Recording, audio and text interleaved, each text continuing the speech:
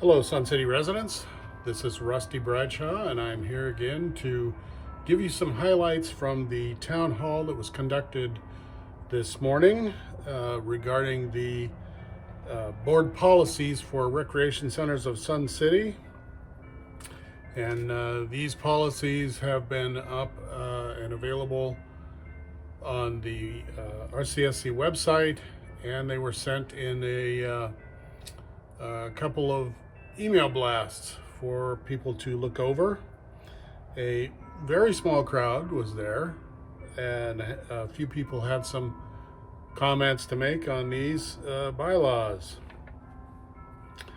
One resident was concerned that if a couple owned a home and the one spouse passes away, that the other spouse would have to, if they weren't on the deed, would have to pay the preservation and improvement fee for the transfer to them.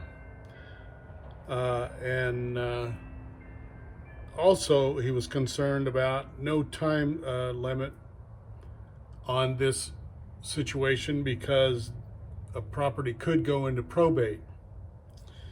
Preston Keiss reminded him that a provision was made in the bylaws, which were approved on a second reading last week, that if a spouse loses their spouse and they have to get onto the deed, then they won't have to pay the PIF. So check the bylaws and see that provision.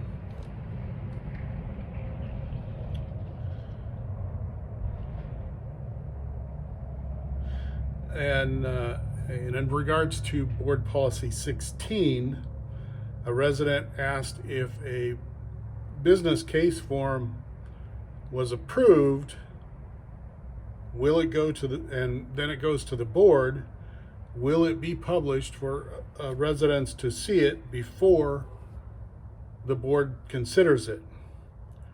Tom Foster, who's president of the RCSC board, said yes, it would be published as long as the hard copy is not real extensive, generating a lot of copies. However, the entire form could be done digitally.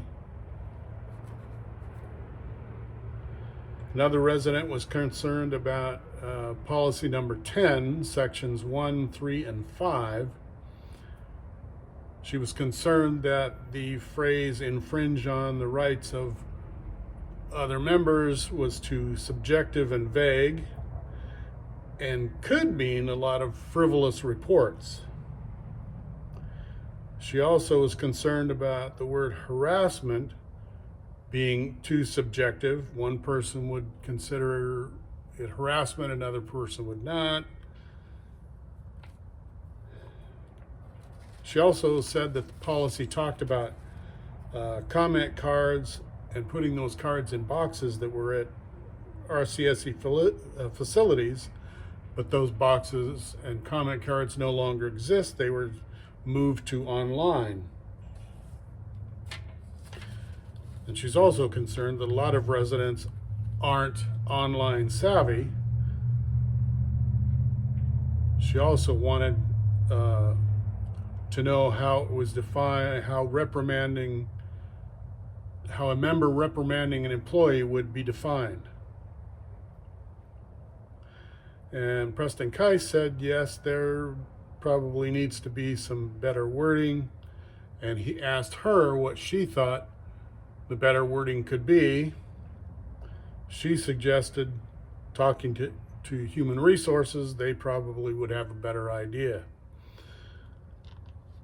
And Preston Keiss also said they will adjust the policy to eliminate the reference to comment cards and the comment card boxes. And again, on policy 16, in terms of the 5-year planning team, A resident wanted to know if board members would be able to attend that meeting as observers, or would they contribute?